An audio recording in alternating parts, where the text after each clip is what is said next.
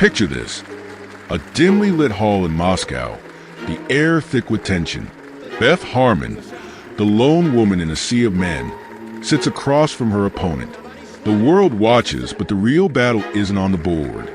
It's in her mind, a battle between fear and brilliance. Our deepest fear is not that we are inadequate.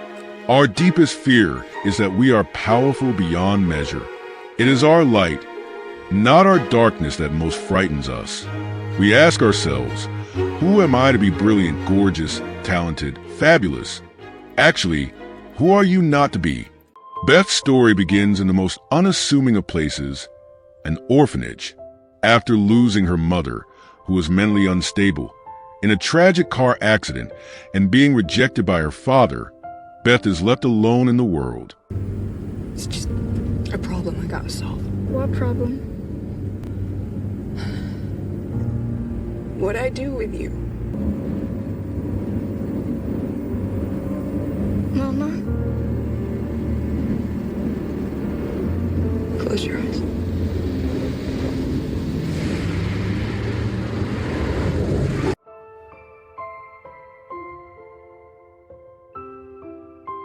Surrounded by routine and loneliness, she stumbles upon chess. Mr. Shable, the janitor, introduces her to the game in a basement filled with the scent of old books and cleaning supplies. What do you want, child? You should be in the chapel. What's that game called? You should be upstairs with the others. I don't want to be with the others. I want to know what that is you're playing. It's called chess. Will you teach me? I don't play strangers. I'm not a stranger. I live here. I already know some of it. From watching. Girls do not play chess.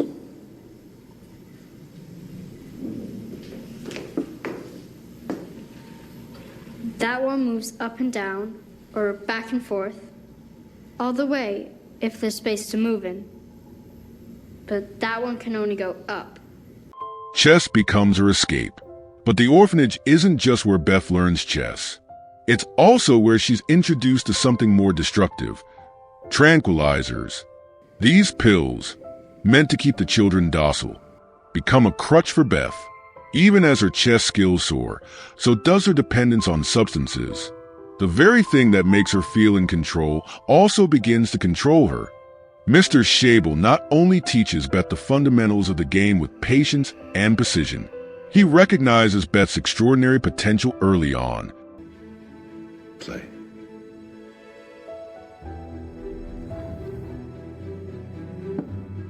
Check.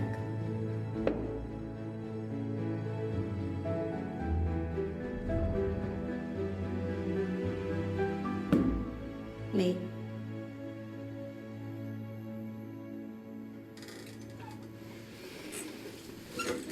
He nurtures her talent with a subtle yet unwavering belief in her abilities. It will tell you all you want to know. You'll need to learn chess notation before you can read it. The names of the squares. I'll teach you now.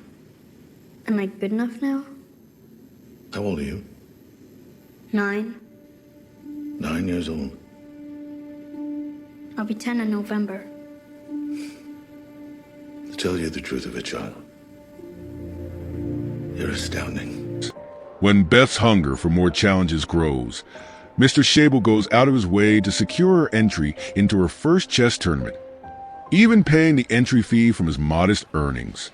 His support provides not just opportunity, but also a sense of validation. Beth's talent refuses to remain hidden.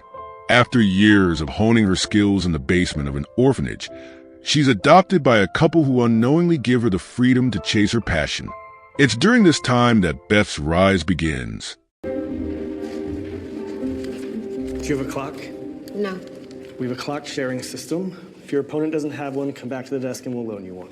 Play starts in 20 minutes. What's your rating? I don't have a rating. Have you ever played in a tournament before? No. Are you sure you want to do this? I'm sure. We don't have a women's section. I'll put you in beginners. I'm not a beginner. Doesn't matter. What do I do with this? Is your match over?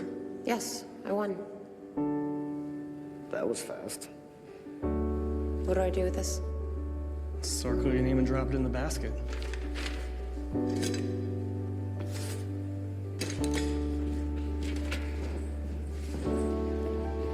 Harmon. As she steps into the competitive chess scene, her natural brilliance shocks the room.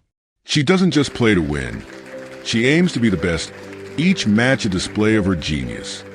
But Beth's meteoric rise in the world of chess is not without its challenges. Entering a male-dominated arena, her youth, gender, and unconventional background mark her as an outsider. Opponents dismiss her as a fluke, spectators doubt her legitimacy, and reporters reduce her to a novelty. Yet, Beth remains unyielding. Every move on the chessboard becomes a quiet act of defiance against expectations, prejudice, and the barriers stacked against her. Her victories aren't just checkmates. They are power moves. But beneath the triumphs lies a woman at war with herself. The echoes of her traumatic childhood and the weight of being a trailblazer compound the pressures of an unforgiving chess world.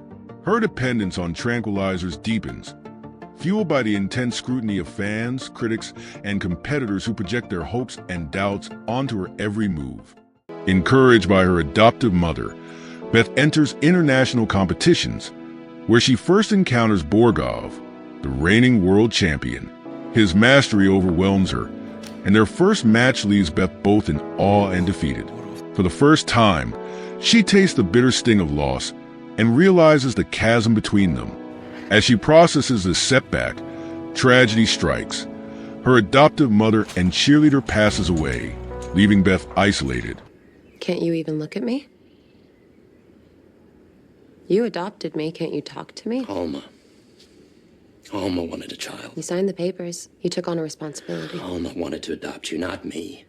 You're not entitled to everything I own just because I signed some papers to shut her up. You adopted me. I didn't ask you to. You're my legal father. The money in this house is mine. No smart-assed orphan's gonna take it away from me. No, I'm not an orphan. I'm your daughter. Not in my backyard. With her stepfather indifferent to her existence, she is alone once again, wrestling with grief and turning to alcohol to numb the pain.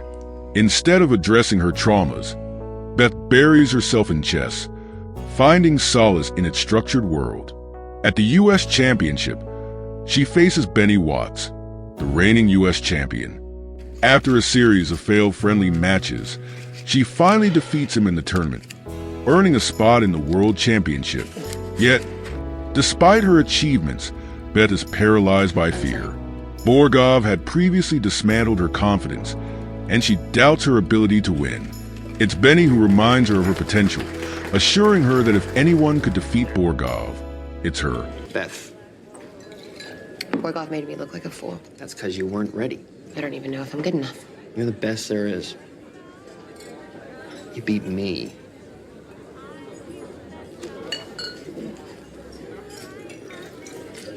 Okay, fine. I'll come to New York. But to stand a chance, Beth must confront her past, the abandonment, the trauma, and the anger that has fueled her ambition but also clouded her clarity. Her mentor, Mr. Schabel, had warned her of this long ago. People like you have a hard time. Two sides of the same coin. You've got your gift. And you've got what it costs. We've got so much anger in you. You'll have to be careful. Let's play. Beth's need to maintain control often lead her to push people away. Beth's instinct is to isolate herself. She views vulnerability as a weakness, fearing that letting others in will expose her flaws or make her dependent. Yet, it's this very isolation that deepens her struggles, leaving her trapped in a cycle of loneliness and self-doubt. What are you doing here? I've been calling. I even came by one time. Did you? Yeah. I'm worried about you. What on earth for? You need help. What kind of help would that be? Help with my chest? Because we tried that. That's not what I'm talking about. What are we talking about? My dad drank. With her friends refusing to give up on her, Beth considers the possibility of breaking free from her self-destructive patterns. This decision is difficult, as she had always believed her success depended on the tranquilizers. I still take them. Looks like you're doing a lot more than pills, honey. After being here all of 5 minutes, looks like it's at the bottom of a fucking hole. And it's looking a lot like you dug it yourself. My advice, stop digging. Well, maybe it's in my blood. My mother went crazy. Went crazy or always was? I don't know. She drink or any such? No, never. She gone. Quit thinking about it. It's not doing you any good. At Shabel's funeral, she is reminded of his unwavering faith in her and realizes that she has never truly been alone. With newfound resolve and a clear mind, she steps into the World Championship, not just as a chess player, but as a woman ready to claim her place among the greats. Ms. Harmon, what do you say to those in the Chess Federation who accuse you of being too glamorous to be a serious chess player? I would say that it's much easier to play chess without the burden of an Adam's apple. Miss Harmon, do you feel good about rematch with Grandmaster Borgo? Very good. I slept on the plane, so I arrived in Paris with no jet lag. I'm very well rested. At night, I stay in my room and study Mr. Borgov's old games. Including the one against you in Mexico City? Asolbina, eto. Beth Harmon's final game with Borgov in Moscow marks the powerful culmination of her journey. As the world watches, the tension is palpable. Borgov, the reigning champion, is her ultimate adversary, a figure she has both admired and feared. When the game reaches an adjournment, Beth takes a moment to consult with her friends remotely, some of whom were opponents she had defeated in previous contests. Their encouragement bolsters her confidence, and she enters the final phase of the game with renewed determination. Go beat him. However, Borgov makes an unexpected move, challenging her in ways she hadn't anticipated. In this critical moment, Beth must draw strength from within, relying not on tranquilizers but on her innate brilliance. Her clarity and focus are undeniable as she visualizes the board with precision, utilizing the talent she once enhanced artificially but now wields naturally. How often do we sabotage our own greatness, worried about what others might think or fearful that we won't measure up? How often do we dim our light, afraid of what it might reveal? How often do we shrink, fearing failure or judgment? These questions resonate deeply with Beth's journey. In the depths of her struggles, whether facing the harshness of the chess world or wrestling with addiction, she often retreats, dimming the very brilliance that makes her extraordinary. Yet, every time she chooses to step into her power, when she allows herself to truly shine, we witness the magic unfold. As Marianne Williamson famously writes, "Your playing small does not serve the world. There is nothing enlightened about shrinking so that others won't feel insecure around you. We are all meant to shine, just as children do. This light isn't reserved for just a select few. It's within all of us." As Beth learns to embrace her brilliance, she not only liberates herself from her fears, but also unknowingly gives others the permission to do the same. By embracing her own greatness, she becomes a beacon, showing that when we let our light shine, we empower others to do the same. So, what about you?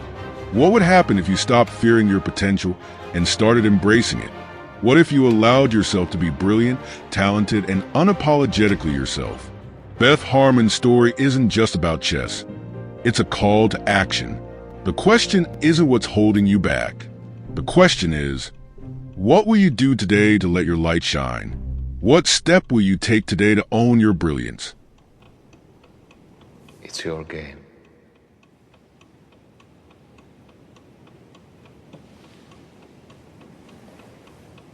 take it.